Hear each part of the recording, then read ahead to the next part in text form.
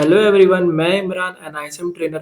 अगर आप एनआईएसएम 5 पे mutual fund distribution exam clear करना चाहते हैं तो आज का ये मॉक टेस्ट सेशन आपके लिए बहुत इंपॉर्टेंट होने वाला है, क्योंकि आज हम डिस्कस करने वाले हैं लेटेस्ट सिलेबस के अकॉर्डिंग मस्ट एक्सपेक्टेड क्वेश्चन और एग्जाम ओरिएंटेड कॉन्सेप्ट जो एग्जाम में डायरेक्टली पूछे जा सकते हैं। तो चलिए स्टार्ट करते हैं। Which of these is not included in the key information memorandum KIM? की इंफॉर्मेशन मेमोरेंडम किम में कौन सी इंफॉर्मेशन इंक्लूड नहीं होती है? पहला ऑप्शन है dates of issue opening, issue closing and reopening. दूसरा ऑप्शन है इन्वेस्टमेंट ऑब्जेक्टिव। तीसरा ऑप्शन है risk profile of the scheme. चौथा ऑप्शन है function of the sponsor trustee and AMC. तो इसका राइट आंसर है function of the sponsor trustee and AMC. KIM में सिर्फ स्कीम रिलेटेड इंपॉर्टेंट इंफॉर्मेशन होती है, जैसे investment objective, risk profile, asset allocation, benchmark, dividend policy, expenses, scheme performance. ये सब इन्वेस्टर को स्कीम समझने में हेल्प करता है। तो इसका राइट आंसर है function of the sponsor trustee and AMC. Identify the true statement with respect to addendum. Addendum के रिगार्डिंग कौन कौन से स्टेटमेंट सही है? पहला ऑप्शन है an addendum must accompany the KIM. दूसरा ऑप्शन है addendum is considered to be part of the scheme related documents. तीसरा ऑप्शन है both of the above are true. चौथा ऑप्शन है none of the above are true. तो इसका right answer है both of the above are true. Addendum एक officially update document होता है जो म्यूचुअल फंड डॉक्यूमेंट में टेम्पररी या इंटरिम चेंजेस बताता है। एडेंडम कब यूज होता है? जब किसी डॉक्यूमेंट में कोई चेंजेस या अपडेट आता है, जैसे कि फंड मैनेजर चेंज हो जाना, expense ratio change, address change, scheme detail update होना। एडेंडम स्कीम रिलेटेड डॉक्यूमेंट का पार्ट होता है। ये किम के साथ एक कंपनी करता है। ये इंटरिम अपडेट्स भी बताता है। तो इसका राइट आंसर है both of the above are true. As per the fair value principle laid out by SEBI, it is mandatory to disclose the valuation policy in SEBI के फेयर वैल्यूएशन प्रिंसिपल के according valuation policy को कहाँ disclose करना mandatory है? पहला option है statement of additional information. दूसरा option है statement of account send to investors periodically. तीसरा ऑप्शन है फंड फैक्ट शीट। चौथा ऑप्शन है the fair valuation principle are not to be put in public. तो इसका राइट आंसर है statement of additional information sign. AMC को अपनी valuation policy और प्रोसीजर साई में डिस्क्लोज करने होते हैं। साई क्या होता है? साई एक डॉक्यूमेंट होता है जिसमें म्यूचुअल फंड हाउस की डिटेल इंफॉर्मेशन होती है। इसमें इंक्लूड होता है AMC detail, valuation policy, risk management practices, investment, investor services. तो आपको याद रखना होगा साई में जो सबसे ज्यादा पूछा जाता है वो वैल्यूएशन पॉलिसी किस में ऐड होता है, तो स्टेटमेंट ऑफ एडिशनल इंफॉर्मेशन में ऐड होता है। ये आप अच्छे से पढ़ लीजिए साई से related. The dash is used by the fund manager to communicate their views on the economy and the market to the investor. Fund manager अपने इकोनॉमी और मार्केट का व्यूज इन्वेस्टर तक पहुंचाने के लिए क्या यूज करता है? पहला ऑप्शन है की इंफॉर्मेशन मेमोरेंडम किम। दूसरा ऑप्शन है statement of additional information Sai. तीसरा ऑप्शन है स्कीम इंफॉर्मेशन डॉक्यूमेंट सिड। चौथा ऑप्शन है फंड फैक्ट शीट। तो इसका राइट आंसर है फंड फैक्ट शीट। और ये क्वेश्चन मैक्सिमम बार एग्जाम में आता है, तो इस क्वेश्चन को आप लोग अच्छे से पढ़े, इसका एक्सप्लेनेशन अच्छे से पढ़े।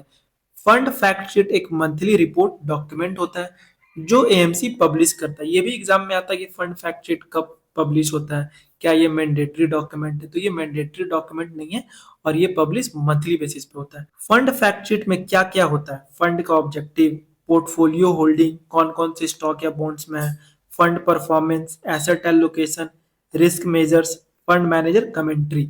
तो सबसे ज्यादा जो इंपॉर्टेंट है इस टॉपिक से जो पूछा जाता है फंड मैनेजर कमेंट्री किस रिपोर्ट किस डॉक्यूमेंट में होता है, तो वहां पे आपको फंड फैक्ट शीट टिक करना है। फंड मैनेजर कमेंट्री सेक्शन में इकोनॉमी और मार्केट के बारे में अपने व्यूज शेयर करता है। While the SID SAI and KIM need to be updated periodically, the interim changes are updated by the AMC through the issuance.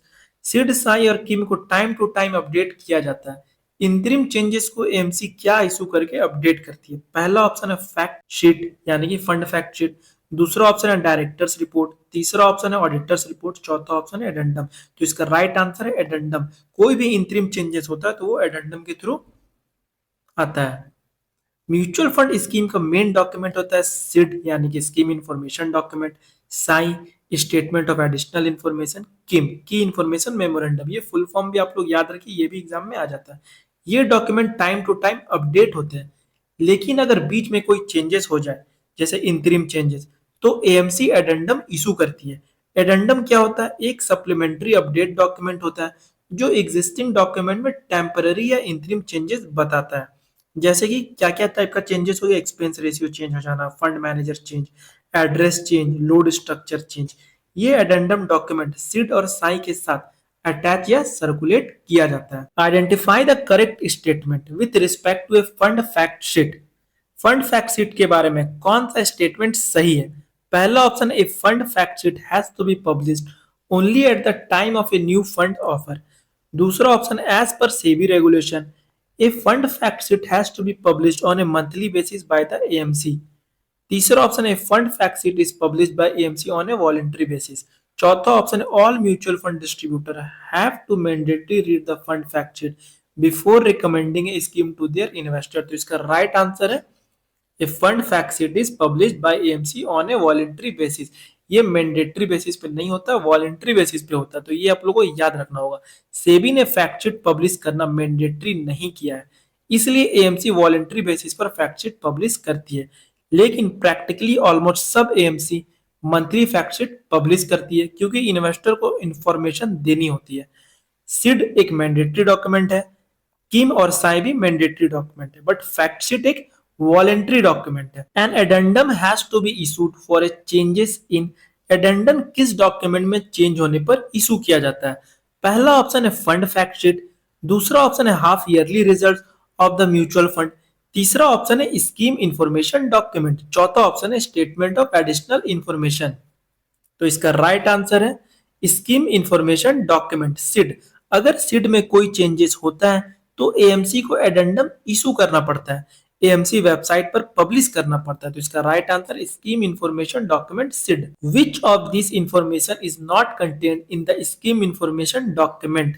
Sid में कौन सी इंफॉर्मेशन इंक्लूड नहीं होती है? पहला ऑप्शन है names of securities in the scheme's portfolio, दूसरा option investment objective of the scheme, तीसरा option है risk factor of the scheme, चौथा ऑप्शन है पोर्टफोलियो फीचर्स। तो इसका राइट आंसर है names of security in the scheme's portfolio. Portfolio में कौन कौन से स्टॉक या बॉन्ड है, ये इंफॉर्मेशन सीड में नहीं होती, ये इंफॉर्मेशन मिलती है फंड फैक्ट शीट में, क्योंकि portfolio time to time change होता रहता है, इसलिए उसे सीड में फिक्स नहीं किया जाता। When is the scheme information document seed updated? Seed कब फ्रीक्वेंटली अपडेट होता है? पहला ऑप्शन है एवरी ईयर, दूसरा ऑप्शन है एवरी मंथ, तीसरा ऑप्शन है एवरी 2 ईयर्स, चौथा ऑप्शन है एवरी 6 मंथ। तो इसका राइट आंसर है एवरी 6 मंथ। सिड को हर 6 महीने में अपडेट करना होता है, जैसे कि सितंबर के एंड तक या फिर मार्च के एंड तक, मतलब साल में 2 बार अपडेट करना होता है। तो इसका राइट आंसर हो जाएगा every 6 month. Statement of additional information SAI has to be regularly updated and the updation has to be done by the end of 3 months every financial year. State whether true और false.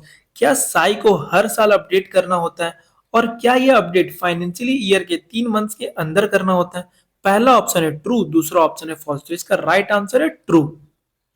Sai एक important document होता है mutual fund का, इसमें detail information होती है AMC sponsor operation के बारे में। हर फाइनेंशियल ईयर के बाद 3 मंथ के अंदर अपडेट करना जरूरी है।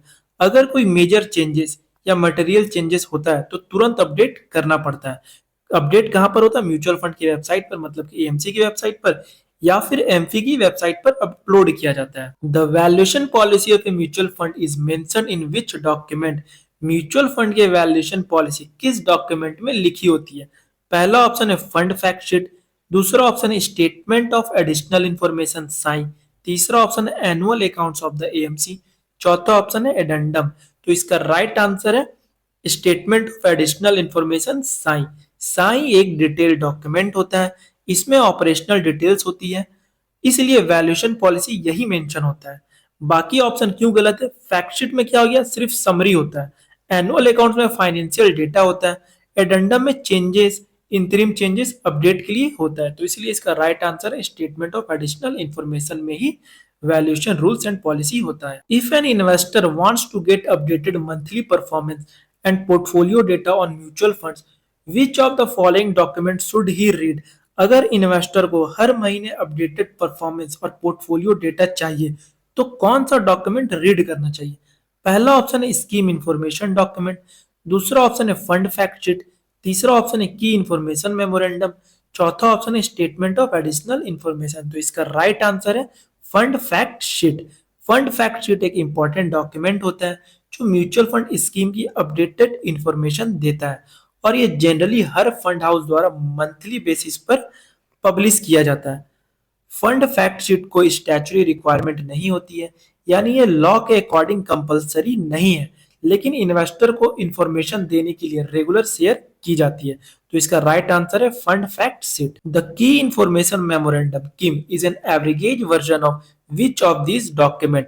किम किस डॉक्यूमेंट का शॉर्ट वर्जन होता है? पहला ऑप्शन है the yearly statement of the portfolio of the fund, दूसरा ऑप्शन है the half yearly statement of the financial statement of the fund, तीसरा ऑप्शन है the annual accounts of the fund, चौथा option है scheme related document SID and SAI. तो इसका right answer है scheme related document SID and SAI का ही वो शॉर्ट वर्जन होता है। किम यानी कि की इंफॉर्मेशन मेमोरेंडम असल में सिड यानी कि स्कीम इंफॉर्मेशन डॉक्यूमेंट और साई यानी कि स्टेटमेंट ऑफ एडिशनल इंफॉर्मेशन का समरी होता है। स्कीम का मेन डॉक्यूमेंट सिड और साई होते हैं।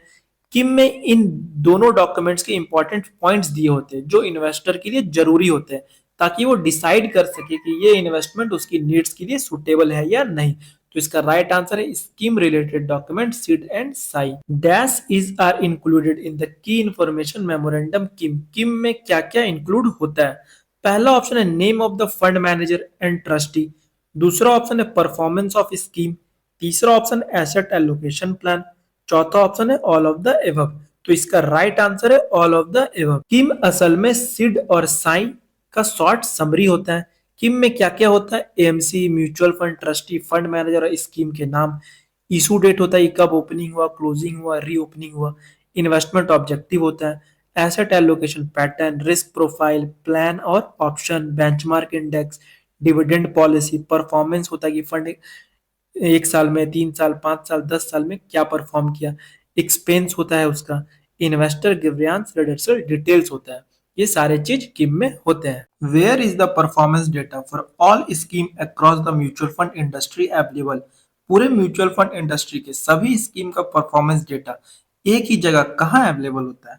पहला ऑप्शन है the scheme information document seed, दूसरा ऑप्शन है की इंफॉर्मेशन मेमोरेंडम किम, तीसरा ऑप्शन है एमफी वेबसाइट, चौथा ऑप्शन है द फंड फैक्ट सीट। तो इसका राइट आंसर है एमफी वेबसाइट। हर एएमसी के लिए ये मैंडेटरी है कि वो अपनी वेबसाइट पर स्कीम परफॉर्मेंस डैशबोर्ड पब्लिश करे और उसे रेगुलर बेसिस पर अपडेट करे। इससे इन्वेस्टर को स्कीम की परफॉर्मेंस ट्रैक करने में हेल्प मिलती है। साथ ही म्यूचुअल फंड स्कीम का performance data association of mutual fund in India AMFI की वेबसाइट पर भी अवेलेबल होता है। एमफी वेबसाइट पर सारे म्यूचुअल फंड स्कीम का परफॉर्मेंस डेटा मिलता है। डिफरेंट टाइम पीरियड जैसे कि 1 साल, 3 साल, 5 साल, 10 साल के हिसाब से डेटा देख सकते हैं। अलग अलग फंड कैटेगरीज के कंपैरिजन भी कर सकते हैं। तो इसका राइट आंसर है AMFI website. If you want to know the general risk factor then which document should he read? अगर किसी इन्वेस्टर को म्यूचुअल फंड के जनरल रिस्क फैक्टर समझना है तो उसे कौन सा डॉक्यूमेंट पढ़ना चाहिए? पहला ऑप्शन है फंड फैक्ट शीट, दूसरा ऑप्शन है डॉक्यूमेंट फील्ड विद सेबी, तीसरा ऑप्शन है की इंफॉर्मेशन मेमोरेंडम किम, चौथा ऑप्शन है स्कीम इंफॉर्मेशन डॉक्यूमेंट सिड। तो इसका राइट आंसर है scheme information document SID. Scheme के risk scheme information document SID में क्लियरली मेंशन होते हैं। दो टाइप के इसमें रिस्क मेंशन होते हैं, जनरल रिस्क और दूसरा स्कीम स्पेसिफिक रिस्क। तो इसलिए इसका राइट आंसर हो जाएगा scheme information document SID. The new fund offer dates are published in the dash. NFO के डेट्स किस डॉक्यूमेंट में पब्लिश होते हैं? पहला ऑप्शन है both key information memorandum and scheme information document, दूसरा ऑप्शन है स्टेटमेंट ऑफ एडिशनल इंफॉर्मेशन, तीसरा ऑप्शन है की इंफॉर्मेशन मेमोरेंडम, चौथा ऑप्शन है स्कीम इंफॉर्मेशन डॉक्यूमेंट। तो इसका राइट आंसर है both key information memorandum and scheme information document. SID में भी एनएफओ डेट्स होते हैं और किम में भी एनएफओ डेट्स होते हैं, क्योंकि किम जो होता है समरी होता है सीड एंड साई का, तो उसमें भी NFO opening date, NFO closing date और रीओपनिंग डेट होते हैं। तो इसका राइट आंसर है बोथ की इंफॉर्मेशन मेमोरेंडम यानी कि KIM and scheme information document यानी कि SID. A summary of the scheme related information document is found in the कौन सा डॉक्यूमेंट समरी होता है स्कीम इंफॉर्मेशन का? पहला ऑप्शन है स्टेटमेंट ऑफ एडिशनल इंफॉर्मेशन, दूसरा ऑप्शन है की इंफॉर्मेशन मेमोरेंडम, तीसरा ऑप्शन है फैक्ट शीट, चौथा ऑप्शन है एडेंडम। तो इसका राइट आंसर है की इंफॉर्मेशन मेमोरेंडम किम। स्कीम इंफॉर्मेशन डॉक्यूमेंट और स्टेटमेंट ऑफ एडिशनल इंफॉर्मेशन में स्कीम के डिटेल इंफॉर्मेशन होती है और म्यूचुअल फंड या एएमसी के स्टैट्यूटरी डिटेल्स भी इंक्लूड होते हैं जो स्कीम ऑफर कर रही है। Key information memorandum basically Sid और साई का शॉर्ट समरी होता है। इसमें सिर्फ वो की पॉइंट्स होते हैं जो इन्वेस्टर के लिए इंपॉर्टेंट होते हैं ताकि वो डिसाइड कर सके कि इन्वेस्टमेंट उनके नीड्स के लिए सुटेबल है या नहीं। किम को मार्केट में इजीली और वाइडली डिस्ट्रीब्यूट किया जाता है। Securities and exchange board of India के रेगुलेशन के अकॉर्डिंग हर एप्लीकेशन फॉर्म के साथ किम देना मैंडेटरी होता है। Which of this statement is true with respect to key information memorandum KIM? KIM के बारे में कौन सा स्टेटमेंट सही है? KIM is a document that provides key information of the past performance of the scheme. दूसरा ऑप्शन है KIM is the annual news letter of the mutual fund. तीसरा ऑप्शन है KIM provides NAV history of all mutual fund scheme. चौथा option है KIM is a document which must accompany all mutual fund application form. तो इसका right answer है KIM is a document which must accompany all mutual fund application form. KIM एक ऐसा document है जो हर म्यूचुअल फंड एप्लीकेशन फॉर्म के साथ देना मैंडेटरी होता है। With respect to KIM key information memorandum which of the following statement is not true? KIM के बारे में कौन सा स्टेटमेंट गलत है? पहला ऑप्शन है KIM is basically an average version of the offer letter. दूसरा ऑप्शन है KIM basically contains only the names of sponsor trust AMC not their function. तीसरा ऑप्शन है the KIM is attached to each and every mutual fund application form. चौथा option है KIM has to be provided only if the investor ask for it. तो इसका right answer है KIM has to be provided only if the investor ask for it. ये option ही गलत है, इसलिए ये इसका राइट आंसर है। किम सिड और साई का समरी होता है जिसमें इन्वेस्टर के लिए इंपॉर्टेंट की पॉइंट्स होते हैं ताकि वो इन्वेस्टमेंट डिसीजन ले सके। ये डॉक्यूमेंट मार्केट में इजीली और वाइडली डिस्ट्रीब्यूट किए जाते हैं। Security and exchange board of India के रूल्स के अकॉर्डिंग हर म्यूचुअल फंड एप्लीकेशन फॉर्म के साथ किम देना मैंडेटरी है। इसलिए स्टेटमेंट किम सिर्फ तब प्रोवाइड किया जाता है जब इन्वेस्टर मांगे। ये ऑप्शन गलत है। The function of mutual fund scheme related documents include dash. Scheme related documents का मेन फंक्शन क्या है? पहला ऑप्शन है providing all the scheme related information to the investor. दूसरा ऑप्शन है providing a comparison of various mutual fund scheme. तीसरा option है both of the above. चौथा ऑप्शन है नन ऑफ द अबव। तो इसका राइट आंसर है providing all the scheme related information to the investor. Mutual fund के legal documents SID, SAI और KIM investor को स्कीम के बारे में पूरी जरूरी इंफॉर्मेशन देते हैं। ये डॉक्यूमेंट्स हेल्प करते हैं इन्वेस्टर को इन्फॉर्म्ड इन्वेस्टमेंट डिसीजन लेने में क्योंकि इनमें स्कीम के फीचर, रिस्क, ऑब्जेक्टिव क्लियरली दिए होते हैं। The format of key information memorandum KIM is as per the regulation related to dash. Key information memorandum का फॉर्मेट किससे रिलेटेड रेगुलेशन के अकॉर्डिंग होता है? पहला ऑप्शन है सिक्योरिटीज मार्केट, दूसरा ऑप्शन है रिस्क मैनेजमेंट सिस्टम, तीसरा ऑप्शन है स्कीम रिलेटेड डॉक्यूमेंट्स, चौथा ऑप्शन है valuation of a mutual fund. तो इसका राइट आंसर है scheme related documents. KIM, SID और साई का समरी होता है। इसमें सिर्फ वो इंपॉर्टेंट की पॉइंट्स होते हैं जो इन्वेस्टर के लिए जरूरी होते हैं ताकि वो डिसाइड कर सके कि इन्वेस्टमेंट उसके नीड्स के लिए सुटेबल है या नहीं। किम को मार्केट में इजीली और वाइडली डिस्ट्रीब्यूट किया जाता है। Security and exchange board of India के रेगुलेशन के अकॉर्डिंग हर म्यूचुअल फंड एप्लीकेशन फॉर्म के साथ किम देना मैंडेटरी है। The interim changes in a mutual fund scheme are updated to the investor through dash। Mutual fund scheme में बीच में होने वाले इंतरिम चेंजेस की इंफॉर्मेशन इन्वेस्टर को किसके थ्रू दी जाती है? पहला ऑप्शन है की इंफॉर्मेशन मेमोरेंडम किम, दूसरा ऑप्शन है statement of additional information Sai, तीसरा ऑप्शन है एडेंडम, चौथा ऑप्शन है स्कीम इंफॉर्मेशन डॉक्यूमेंट सिड। तो इसका राइट आंसर है एडेंडम। सिड, साई और किम को टाइम टू टाइम अपडेट करना जरूरी होता है लेकिन अगर बीच में कोई चेंज आता है तो उसे एडेंडम के थ्रू अपडेट किया जाता है। एडेंडम क्या होता है? एक एडिशनल अपडेट डॉक्यूमेंट जो एग्जिस्टिंग स्कीम डॉक्यूमेंट्स में हुए चेंजेस को रिफ्लेक्ट करता है। एडेंडम को स्कीम रिलेटेड डॉक्यूमेंट्स का पार्ट माना जाता है और ये किम के साथ अटैच होना चाहिए। When is the statement of additional information Sai updated? Sai को रेगुलर बेसिस पर कब अपडेट करना होता है? पहला ऑप्शन है एवरी मंथ, दूसरा ऑप्शन है before 10th of January and 10th of July every 6 month, तीसरा ऑप्शन है एवरी 3 मंथ, चौथा ऑप्शन है before the end of 3 months of every financial year. तो इसका राइट आंसर है before the end of 3 months of every financial year. Sai के updation के लिए क्लियर रूल्स होते हैं। हर फाइनेंशियल ईयर के एंड के 3 मंथ्स के अंदर साई अपडेट करना जरूरी है।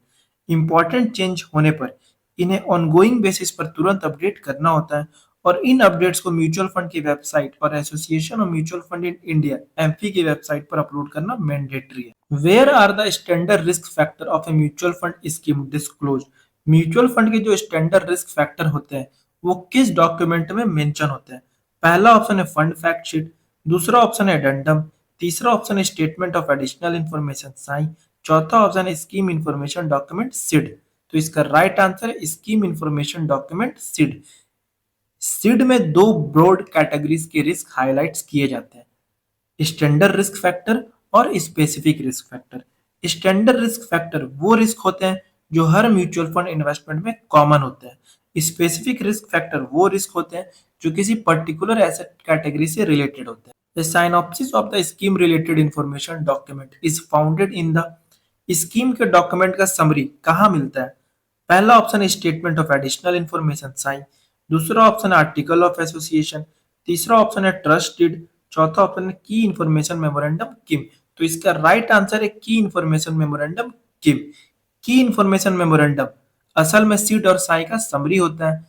इन इसमें उन डॉक्यूमेंट्स के की पॉइंट्स होते हैं जो इन्वेस्टर के लिए जरूरी होते हैं ताकि वो डिसाइड कर सके कि इन्वेस्टमेंट उसके नीड्स के हिसाब से सुटेबल है या नहीं। किम को मार्केट में आसानी से और वाइड लेवल पर डिस्ट्रीब्यूट किया जाता है। Securities and exchange board of India के रेगुलेशन के अकॉर्डिंग हर एप्लीकेशन फॉर्म के साथ किम देना मैंडेटरी होता है। If an investor in a multi cap fund wants to know the industry wise allocation of the funds then which document should he refer to? अगर investor को multi cap fund का industry sector allocation देखना है तो वो कौन सा document देखेगा? पहला ऑप्शन है फंड फैक्ट शीट, दूसरा ऑप्शन है सिड एंड साई, तीसरा ऑप्शन है इन्वेस्टमेंट मैनेजमेंट एग्रीमेंट, चौथा ऑप्शन है annual accounts of the AMC. तो इसका राइट आंसर है fund fact sheet. Mutual fund का एक सबसे पॉपुलर डॉक्यूमेंट होता है मंथली फंड फैक्ट शीट। इस डॉक्यूमेंट को investor, fund distributor, rating agency, research analyst, media extensively use करते हैं ताकि म्यूचुअल फंड के डिफरेंट स्कीम की इंफॉर्मेशन मिल सके। फंड फैक्ट शीट में इक्विटी स्कीम के लिए security wise allocation, industry and sector wise allocation दोनों क्लियर प्रोवाइड किए जाते हैं। SEBI has to approve the scheme related documents in dash. SEBI कितने टाइम में स्कीम डॉक्यूमेंट अप्रूव करता है? पहला ऑप्शन है 7 डेज, दूसरा ऑप्शन है 15 डेज, तीसरा ऑप्शन है 1 मंथ, चौथा ऑप्शन है SEBI does not approve the scheme related document, it only give its observation. तो इसका राइट आंसर है SEBI does not approve the scheme related document, it only gives it's observation. Security and exchange board of India mutual fund के scheme related documents को approve या disapprove नहीं करता बल्कि सिर्फ अपना ऑब्जर्वेशन देता है। म्यूचुअल फंड को इन ऑब्जर्वेशन को डॉक्यूमेंट में इनकॉर्पोरेट करना होता है, इसलिए मार्केट में जो डॉक्यूमेंट्स अवेलेबल होते हैं वो सेबी द्वारा रिव्यू किए गए होते हैं, ना कि ऑफिशियली अप्रूव। तो इसका राइट आंसर है SEBI does not approve the scheme related document, it only give its observation. How often should the key information memorandum KIM be updated? KIM कितनी बार अपडेट करना चाहिए? पहला ऑप्शन है एवरी क्वार्टर, दूसरा ऑप्शन है ट्वाइस इन ए ईयर, तीसरा option है एटलीस्ट वंस ए ईयर, चौथा ऑप्शन है it need not to be updated after it is issued one. तो इसका राइट आंसर है twice in a year. Security and exchange board of India के 2021 circulation के according किम को कम से कम हर हाफ ईयरली में एक बार अपडेट करना जरूरी है और ये अपडेट हाफ ईयर के एंड के 1 मंथ के अंदर करना होता है। ये अपडेट सितंबर और मार्च के एंड के डेटा और इंफॉर्मेशन के बेसिस पर होता है। Identify the information which is not included in the statement of additional information Sai. Sai में कौन सी इंफॉर्मेशन इंक्लूड नहीं होती? पहला ऑप्शन है tax, legal and general information, दूसरा ऑप्शन है current SIP return of the mutual fund scheme, तीसरा ऑप्शन है इन्वेस्टमेंट वैल्यूएशन नॉर्म्स, चौथा ऑप्शन है राइट्स ऑफ यूनिट होल्डर। तो इसका राइट आंसर है current SIP return of the mutual fund scheme. Statement of additional information, Sai में mutual fund या AMC की स्टैट्यूटरी इन्फॉर्मेशन होती है, जैसे म्यूचुअल फंड के कॉन्स्टिट्यूएंट्स, यूनिट होल्डर्स के rights, investment valuation norms. SAI में स्कीम के रिटर्न की इन्फॉर्मेशन नहीं होती।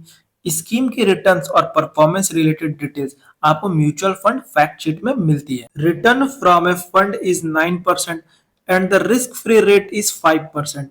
The standard division is 3, beta is 1.6। What will the numerator for calculating the Sharpe ratio? Question पूछ रहा है कि शार्प रेशियो कैलकुलेट करते टाइम ऊपर वाला पार्ट यानी कि न्यूमरेटर क्या होगा। तो पहले शार्प रेशियो को फॉर्मूला याद रखना होगा। शार्प रेशियो का फॉर्मूला होता है return earn minus risk free return divided by standard division.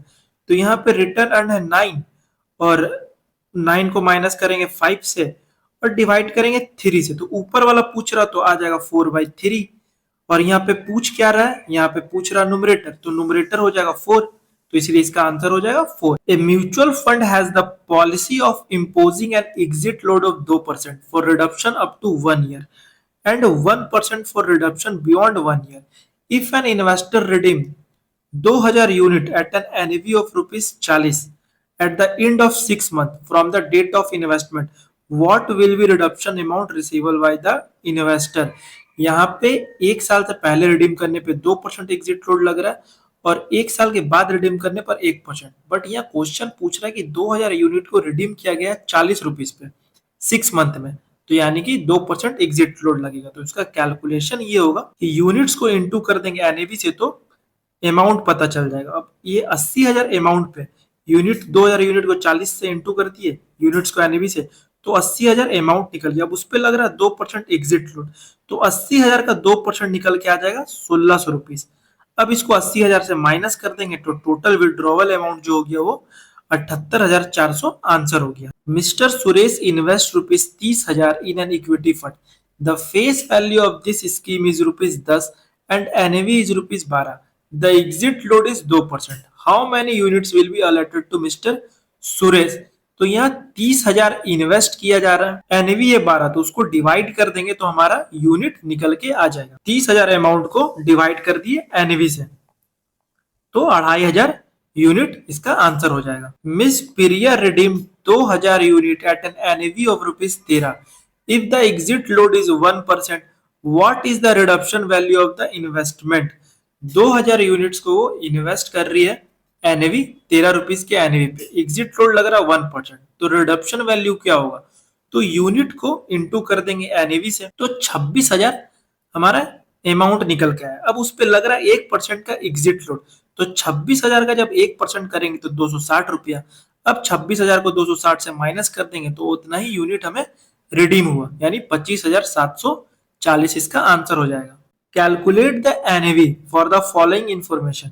Value of stock 200 crore, value of money market instrument 25 crore, dividend accurate but not received 10 crore, amount receivable on sale of shares 5 crore, amount payable on purchase of share 10 crore, fees payable rupees 1 crore, number of outstanding unit 3 crore. NAV calculate करना, तो यहाँ पे NAV जो calculate करने का formula होता है, जो भी चीज आप रिसीव कर रहे हो उसको प्लस कीजिए और जो भी चीज आप पे कर रहे हैं परचेस कर रहे हैं उसको माइनस कीजिए और डिवाइड कीजिए नंबर ऑफ आउटस्टैंडिंग यूनिट से, तो आपका आंसर निकल आएगा। तो यहाँ पर फॉर्मूला देख लेते हैं। एनएवी इक्वल टू क्या हो गया? Value of stock plus value of money market instrument plus dividend accurate but not received plus amount receivable on sale of shares minus amount payable on purchase of shares minus fees payable divided by number of outstanding unit. तो यहाँ पे आप सबको total करेंगे, पहले जो भी आप रिसीव कर रहे हैं और उसको माइनस करेंगे जो भी चीज आप परचेस कर रहे हैं, ठीक है। फिर उसको डिवाइड करेंगे 3 करोड़ से, क्योंकि नंबर ऑफ आउटस्टैंडिंग यूनिट्स कितना है? 3 करोड़। तो यहाँ पे आपका आंसर निकल के आ जाएगा 76.16। तो ये जो फॉर्मूला है उसको आप लोग याद कर लीजिएगा, क्योंकि ये एग्जाम में ये क्वेश्चन आता ही है। The market value of stock of a scheme is rupees 240 crore, dividend accurate but not received is rupees 30 crore, the expense payable at are 10 crore, the total number of outstanding unit is 120 lakh. What is the NAV of the scheme? Same question है, इसमें भी NAV पूछ रहा है। तो यहाँ पे आपको जो आउटस्टैंडिंग यूनिट्स 120 लाख है तो उसको आपको करोड़ में कन्वर्ट करना पड़ेगा। टोटल मार्केट वैल्यू दिया हुआ 240 करोड़ और डिविडेंड मिल रहा है कितना 30 करोड़ का, तो दोनों को प्लस करेंगे और जो एक्सपेंस है उससे माइनस कर देंगे तो आपका निकल करके आ जाएगा 260। अब उसको डिवाइड करना यूनिट से, तो यूनिट्स दिया हुआ 120 लाख, उसको करोड़ में कन्वर्ट करेंगे तो 1.20 करोड़ यूनिट हो जाएगा। जब डिवाइड कर देंगे तो 216.66 एनवी निकल के आ जाएगा।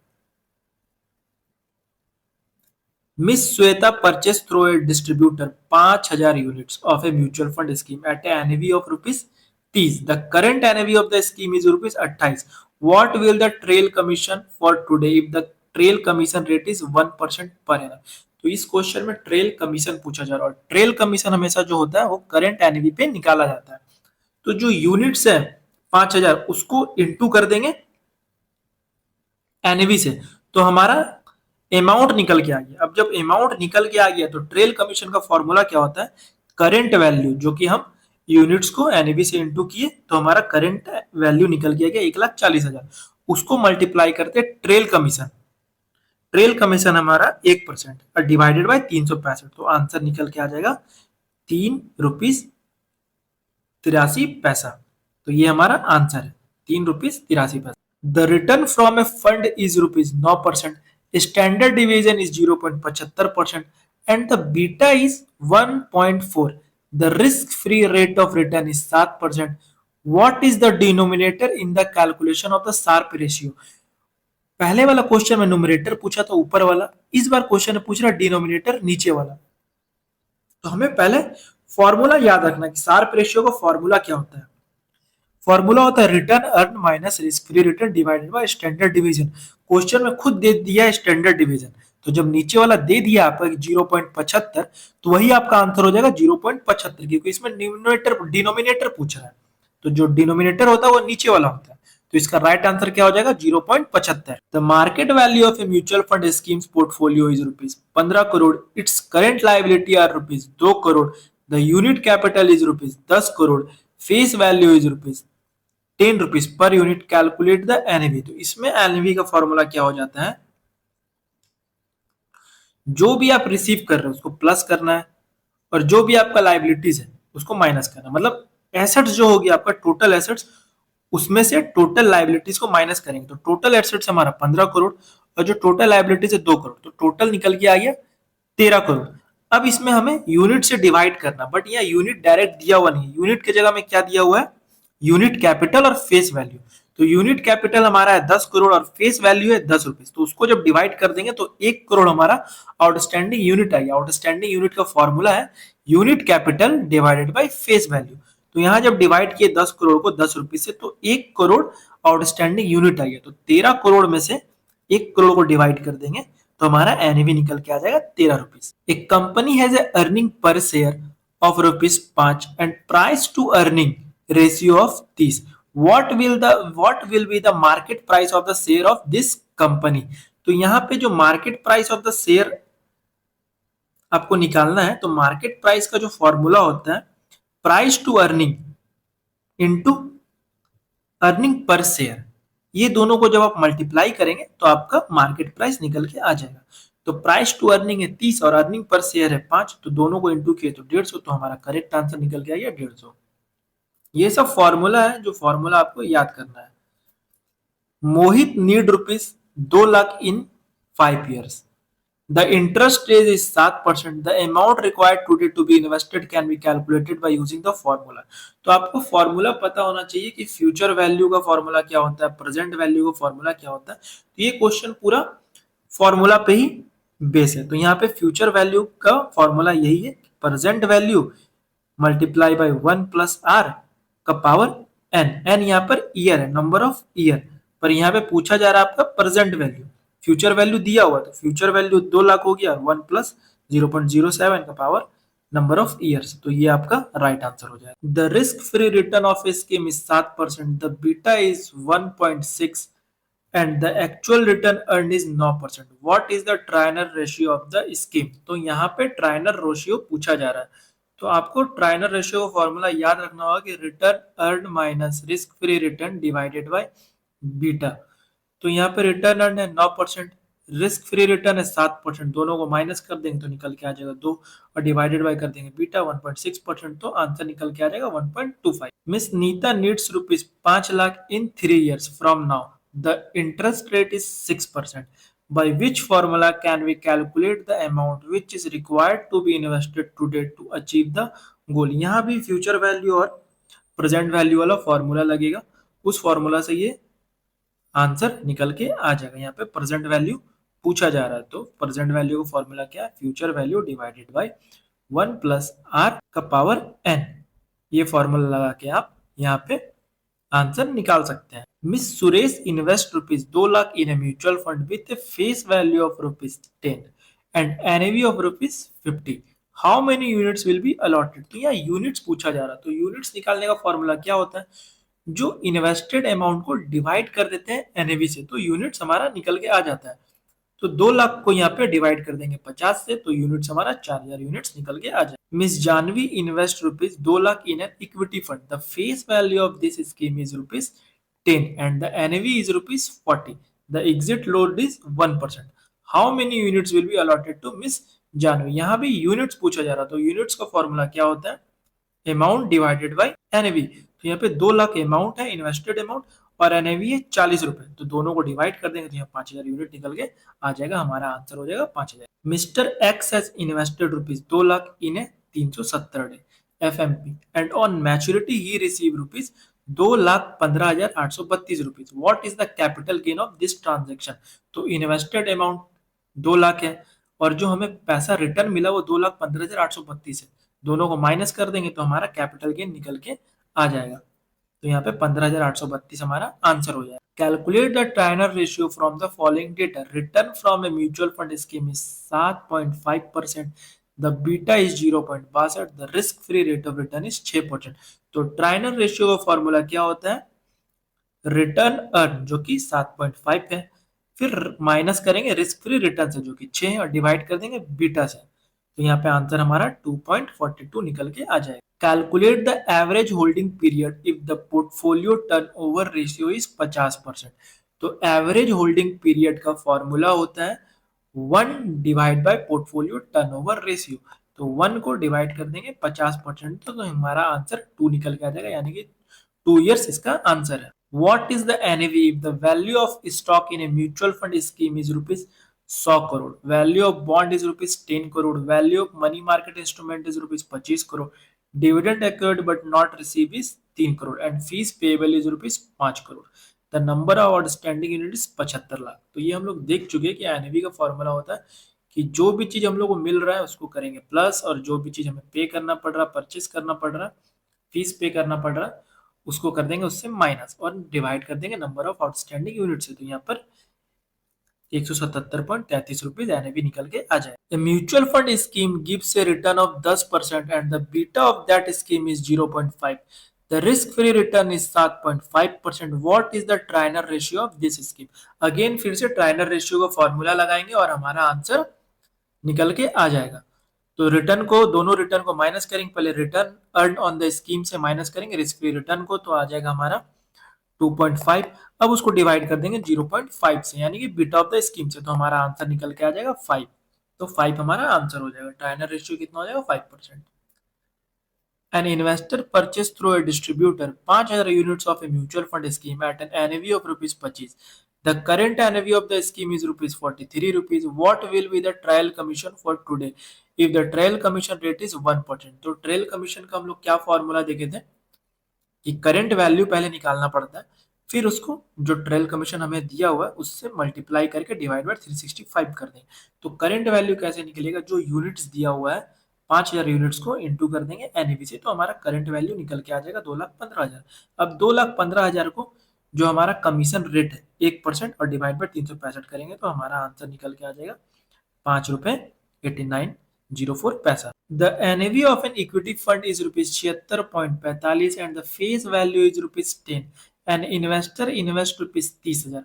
How many units will be allotted to him? तो यहाँ पे यूनिट्स पूछ रहा, तो यूनिट्स हम लोग कैसे निकालते हैं, जो इन्वेस्टेड अमाउंट होता है उससे एनएवी को डिवाइड कर देते हैं। तो यहाँ पे 30,000 को डिवाइड करेंगे 76.45 से, तो हमारा आंसर निकल के आ जाएगा 392.41 यूनिट इसका राइट आंसर होगा। Return from A fund is 11.5% and the risk free rate is 7%। The standard deviation is 3 and beta is 1.9। What will be the denominator for calculating the Sharpe ratio. तो Sharpe ratio में beta का कहीं कोई काम नहीं होता है, और यहाँ पे डिनोमिनेटर पूछा जा रहा, मतलब कि नीचे वाला पार्ट क्या होगा वो पूछा जा रहा है। तो शार्प रेशियो का फॉर्मूला याद रखना है।